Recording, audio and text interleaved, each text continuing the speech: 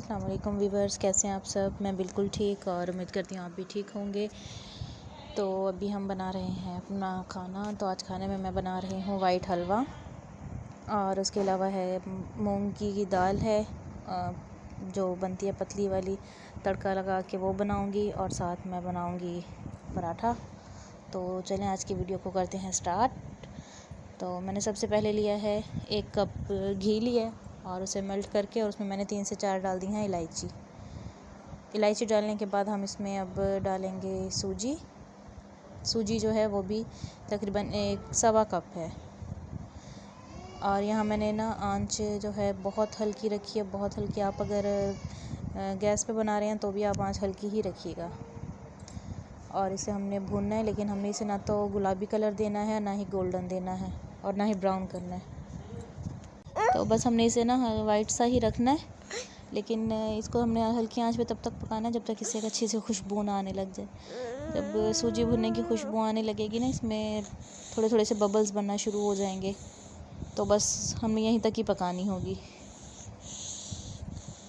मैं वैसे ज़्यादातर बनाती हूँ चीड़ वाला हलवा, जो सूजी को गीला करके और एक तार के कह रही हूँ सॉरी चाशनी बना के ना बग़ैर पानी के।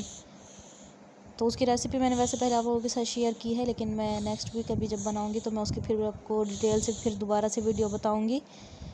लेकिन यहाँ पे जो है ना गांव में तो हलवा बनता है इस तरह, और जुनैरा के पापा को भी इसी तरह ही पसंद है, तो इसलिए मैं आज इस तरह बना रही हूँ, वरना अमूमन मैं वही बनाती होती हूँ। तो बस अभी से मैं भून रही हूँ इसको मुसलसल चम्मच चलाने की, ये नीचे से लग भी ना जाए और इसका कलर भी नहीं चेंज करना। अगर आप लोग मेरे चैनल पे नए हैं और मेरे चैनल को सब्सक्राइब नहीं किया है तो चैनल को सब्सक्राइब कर लीजिए और वीडियो को लाइक और शेयर भी किया करें। तो कल इंशाल्लाह है शब बारात। इंशाल्लाह शब बारात की भी मैं आप लोगों के साथ वीडियो शेयर करूँगी, अपनी रूटीन की भी और शब बारात को जो कुछ भी बनाऊँगी उसकी भी। तो इंशाल्लाह आप लोग वीडियो को ज़रूर देखिएगा। तो अब ये देखिए ना भुन गया अच्छे तरीके से। ये देखिए सूजी का कलर भी चेंज हो गया। अब इसमें हल्के हल्के से ना नीचे से बबल्स बन रहे हैं। ये देखिए मैं क्लोज़ करके आप लोगों को दिखा रही हूँ। तो इसमें पानी जो हम ऐड करेंगे ना, हमें बहुत ज़्यादा पानी नहीं डालना। अगर आपके पास आपने सूजी ली है, मैंने जैसे ली है सूजी है तकरीबन 1 कप है, जो बड़े वाला कप है ना उससे मैंने नाप के ली थी। तो इसमें पानी मैं डालूँगी 2.5 कप, या फिर आप अंदाज़े से डाल लें तो आप अंदाज़े से भी इस पे डाल सकते हैं। उसके बाद मैं इसमें ऐड करूँगी चीनी और उसके बाद इसे मैं पकाती रहूँगी जब तक ये बिल्कुल अच्छे से इकट्ठी ना हो जाए। और चीनी जो है वैसे तो 1 कप है तो उसकी 1 कप भी काफ़ी है, लेकिन अगर आप तेज़ मीठा पसंद करते हैं तो आप 1.5 भी डाल सकते हैं और अपने टेस्ट के हिसाब से भी डाल सकते हैं। लेकिन हमारे घर में बहुत ज़्यादा मीठा तेज़ नहीं खाया जाता, नॉर्मल खाया जाता है, तो इसलिए मैंने अपने हिसाब से डाली पेंदाज़े से। तो आप लोग भी अंदाज़े से डाल सकते हैं। तो अब मैंने इसे अच्छी तरह भून के ना इसको मैंने दम पे लगा दिया था। उसके बाद मैंने बनाए हैं पेड़े मैंने इतने छोटे बनाए हैं जिस तरह हम पूड़ी के लिए बनाते हैं। तो एक को बेल के और उसमें घी लगाया है, थोड़ा सा डाला है आटा, उस पर डस्ट किया और उसके बाद दूसरा एक बेल के रोटी वो उस पर डाल दी थी, जिसे 2 पली रोटी कहते हैं या 2 पली पराठा। तो ये मैं वही बना रही हूँ।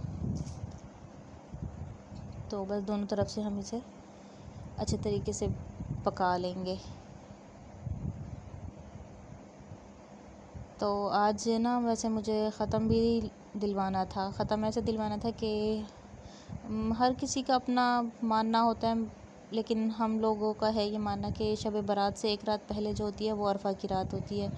तो अरफा की रात में जो है हम लोग ख़त्म वग़ैरह लगवाते होते हैं, तो मैं उसके लिए भी बना रही थी।